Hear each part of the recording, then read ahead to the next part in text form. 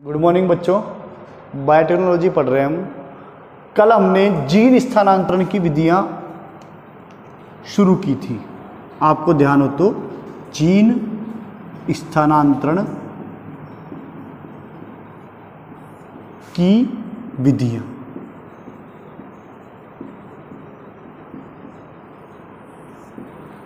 Gene स्थानांतरण की विधियों को अपन ने दो स्टेप में बांटा था बच्चों। एक तो था वाहक अणु रहित या प्रत्यक्ष रूपांतरण, और दूसरा था वाहक अणु युक्त या अप्रत्यक्ष रूपांतरण। ये दो विधियां हमने कल पढ़ी थी। अब जो ये वाहक अणु रहित है और वाहक अणु युक्त है, दोनों मोस्ट इंपोर्टेंट है बच्चों। दोनों से क्वेश्चन आते हैं, जरूर आएगा, बोर्ड में जरूर आता है क्वेश्चन, ठीक है ना। तो हमने कल वाहक अणु रहित की तीन उपविधियों की चर्चा की थी, जिसमें सबसे पहले जो अपन ने चर्चा की थी वो की थी इलेक्ट्रोपोरेशन। इलेक्ट्रोपोरेशन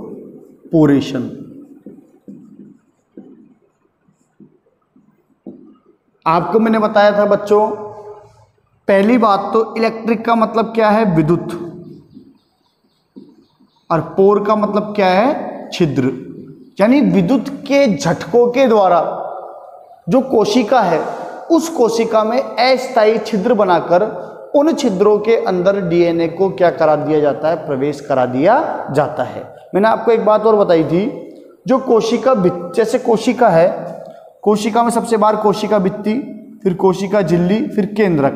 तो यदि इस कोशिका भित्ति को हटा दिया जाए तो इस प्रकार की कोशिका क्या कहलाती है, जीव द्रव्यक।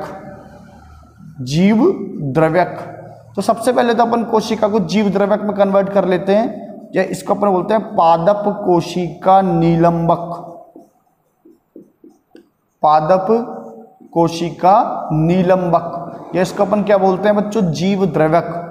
जीव द्रव्यक में कन्वर्ट करने के बाद इसको 0.5 से 1 वोल्ट के अपन विद्युत के क्या देते हैं, झटके। क्या देते हैं बच्चों, झटके। और उन झटकों से इसकी कोशिका झिल्ली में अस्थायी क्या बन जाते हैं, छिद्र, और इन छिद्रों के माध्यम से हमारा डीएनए कोशिका के अंदर प्रवेश कर जाता है। तो पहली विधि बच्चों हमने कौन सी पढ़ी थी, इलेक्ट्रोपोरेशन। इलेक्ट्रोपोरेशन क्या है, जिसके अंदर विद्युत के झटकों के द्वारा कोशिका के अंदर छेद बना दिए जाते हैं झिल्ली में, और उन छेदों के माध्यम से डीएनए को कोशिका में प्रवेश करवा दिया जाता है। अब बच्चों दूसरा जो मेथड था, पहला मेथड बिल्कुल सरल है, डायग्राम से आपको मैंने समझाया था। दूसरा मेथड था जीन गन या बायोलिस्टिक मेथड।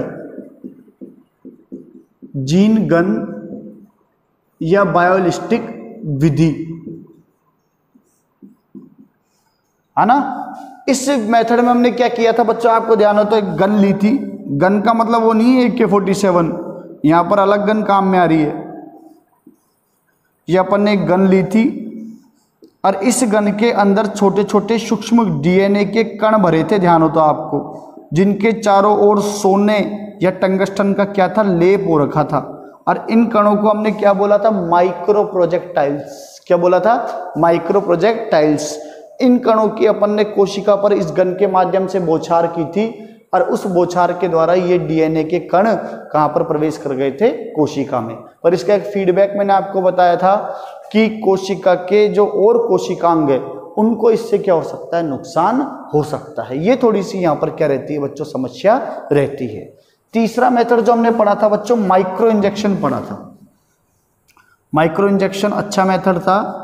माइक्रो इंजेक्शन के अंदर आपको ध्यान होते बिल्कुल सूक्ष्म इंजेक्शन होता है, जिसकी बिल्कुल बारीक सुई होती है। उस इंजेक्शन के अंदर डीएनए को घोल अवस्था में, विलयन अवस्था में भर दिया जाता है, और भरने के बाद उसको कोशिका के केंद्रक में प्रवेश करवा दिया जाता है। और ये जो विधि थी किसके लिए थी? कायिक भ्रूण के लिए या पराग भ्रूण के लिए। और प्रोटोप्लास्ट यानी जीव द्रव्यों के अंदर बिल्कुल सही ठिकाने पर यदि डीएनए पहुंचाना है तो ये विधि उपयुक्त मानी जाती है। और अधिक मात्रा में डीएनए पहुंचाना है तो भी ये विधि उपयुक्त मानी जाती है, जिसको अपन माइक्रो इंजेक्शन के नाम से जानते हैं। यहां तक बच्चों हमने कल अध्ययन कर लिया था। तीनों मेथड बहुत ही इंपॉर्टेंट है। अब बच्चों चौथा मेथड है, देखो चौथा मेथड है लाइपोफेक्शन। लाइपोफेक्शन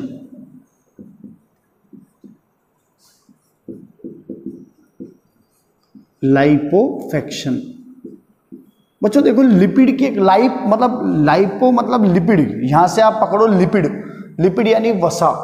वसा के जो मॉलिक्यूल होते हैं उन वसा के मॉलिक्यूल्स पर धनावेश होता है बच्चों। कौन सा आवेश होता है? धनावेश। देखो इस प्रकार से होते हैं वसा के मॉलिक्यूल।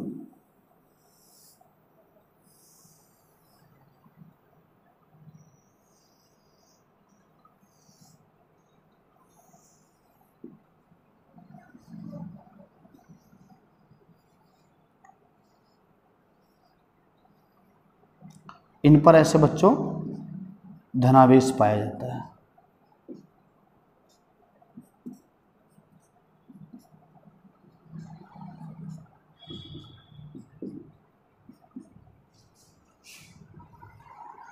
ये लिपिड के मॉलिक्यूल्स हैं।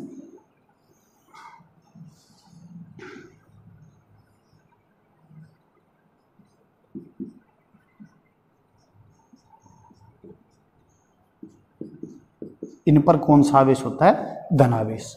इनको बोलते हैं लिपोसोम। क्या बोलते हैं? लिपोसोम। ठीक। अब बच्चों हम ये जानते हैं इन कणों पर धनावेश है, वेरी गुड। और डीएनए पर आप जानते हो कौन सा आवेश होता है बच्चों? ऋणावेश। आपको पता है डीएनए में क्या पाया जाता है? फॉस्फेट। और फॉस्फेट पे कौन सा आवेश होता है? ऋणावेश। तो हम जानते हैं कि धनावेश ऋणावेश से क्या होता है? आकर्षित होता है। और आकर्षित होकर जो ये ऋण आवेशित डीएनए है ये इन दोनों कणों के मध्य में इस प्रकार से सेट हो जाता है।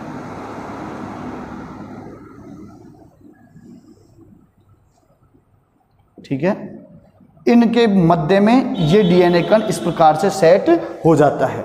ये जो संरचना बनती है डीएनए और लिपिड कणों को मिलाकर, धनावेशित और ऋणावेशित कणों को मिलाकर, इसको अपन बोलते हैं लिपोफ्लेक्सस। लिपोफ्लेक्सस। बोगेहेम नामक वैज्ञानिक थे जिन्होंने ये मेथड दिया था लाइपोफेक्शन। और इस मेथड को अपन क्या बोलते हैं? इस संरचना को, पूरी स्ट्रक्चर को, जहां पर धनावेशित लिपिड के कण है और ऋणावेशित डीएनए है, इसको अपन बोलते हैं बच्चों लिपोफ्लेक्सस। ठीक। अब ये पूरी संरचना, ये लिपोफ्लेक्सस नामक संरचना ऐसे की ऐसे, ये सेल, ये इसका केंद्रक, इसके ऊपर पहुंच जाती है। ये आ गई।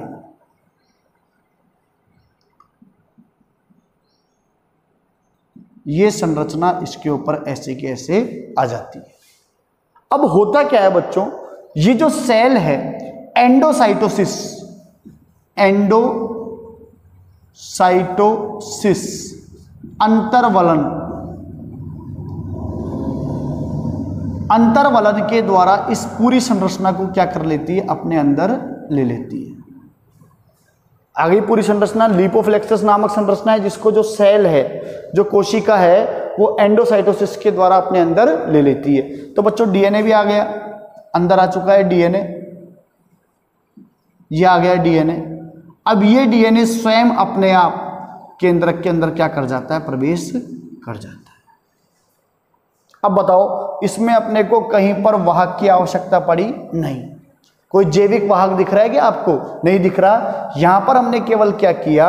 लिपिड के कण लिए, लिपिड के कणों को लेने के बाद जो धनावेशित कण है, ऋणावेशित डीएनए को उनसे जोड़ा, लिपोफ्लेक्सस स्ट्रक्चर बनाई, जिसको सेल पे रखा। सेल ने एंडोसाइटोसिस के द्वारा इस संरचना को अंदर ले लिया और हमारा जो केंद्रक में है, हमारा जो डीएनए है, वो केंद्रक के अंदर क्या कर गया? प्रवेश कर गया। ये मेथड ठीक है, पर इसके लिए नॉलेज होना बहुत जरूरी है, इसका फीडबैक है।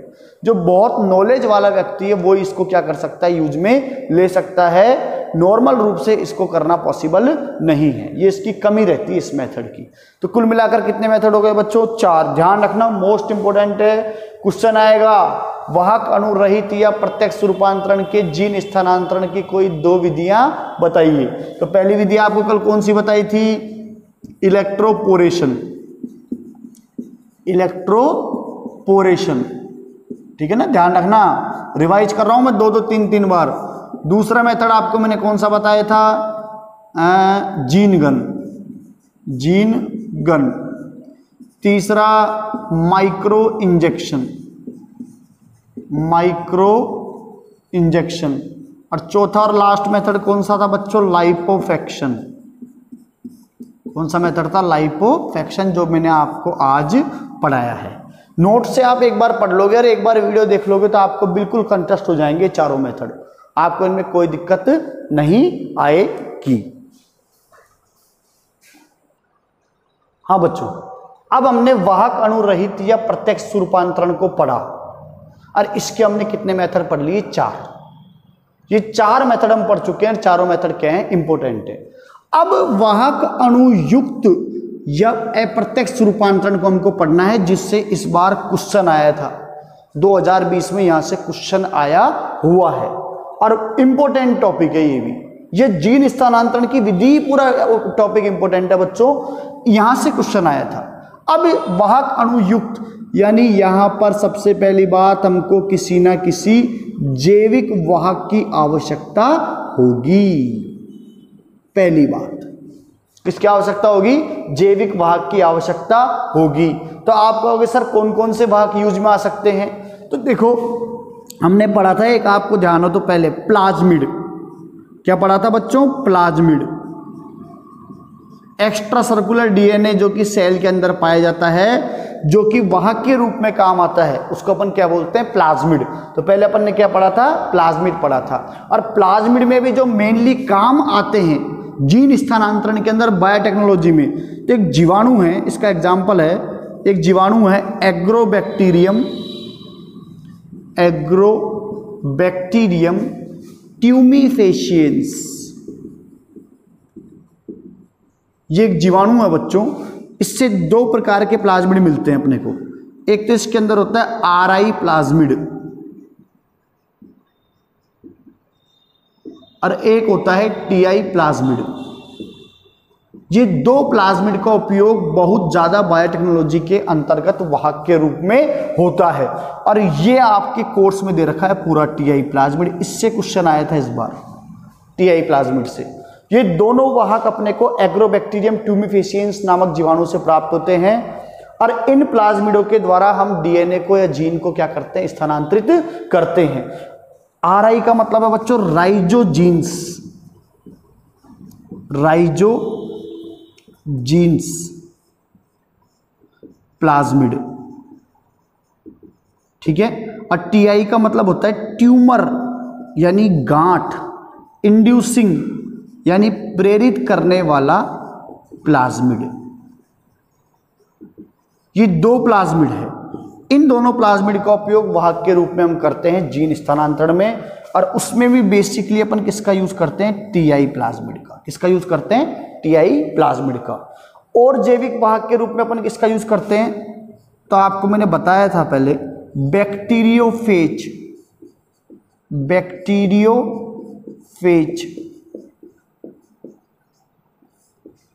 इसको हिंदी में अपन बोलते हैं जीवाणु भोजी वायरस।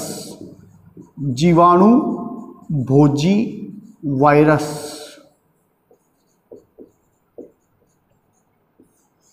जीवाणु भोजी वायरस का भी उपयोग हम वाहक अणु के रूप में करते हैं। बैक्टीरियोफेज वायरस क्या, जीवाणु भोजी वायरस क्या, ऐसा वायरस जो कि जीवाणुओं को क्या करता है, संक्रमित करता है, उसे जीवाणु भोजी कहते हैं। देखो बच्चों एक बात, एक क्वेश्चन है छोटा सा, बायो के अंदर आता है क्वेश्चन, पर मान लो कोई पूछ ले कि प्लाज्मिड को वाहक के रूप में यूज लेना ज्यादा उपयुक्त होगा या बैक्टीरियोफेज वायरस को ज्यादा उपयुक्त होगा, तो अपना आंसर आएगा बैक्टीरियोफेज।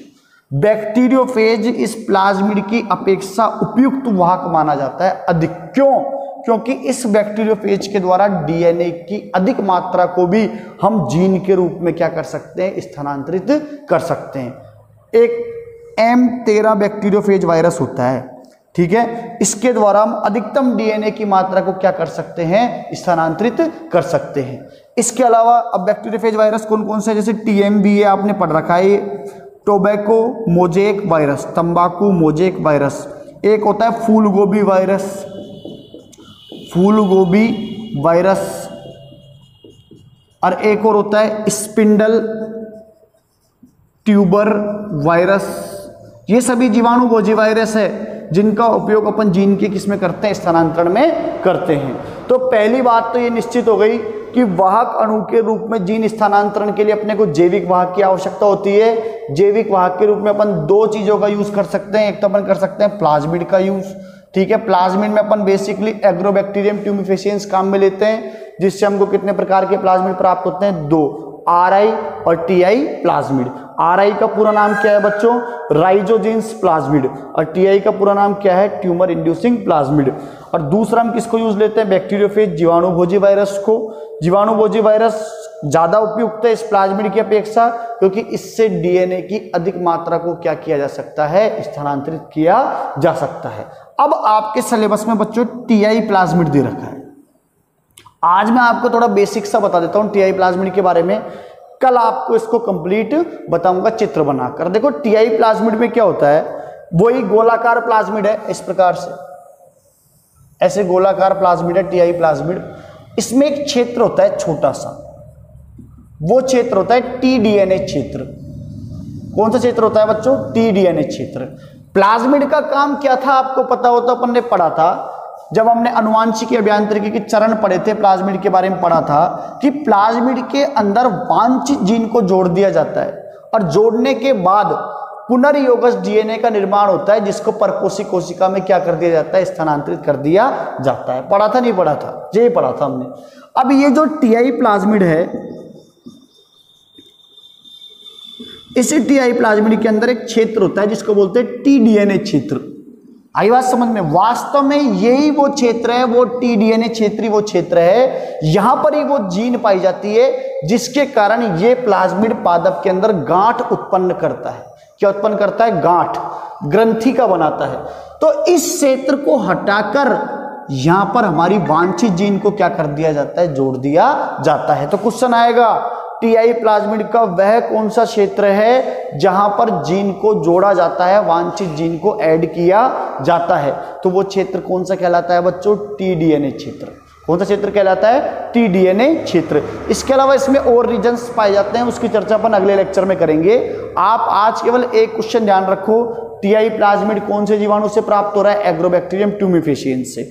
और TI प्लाज्मिड का वो कौन सा क्षेत्र है जहां पर वांछित जीन को ऐड किया जाता है, तो अपना आंसर क्या आ जाएगा, tDNA क्षेत्र। कौन सा क्षेत्र आ जाएगा, tDNA क्षेत्र।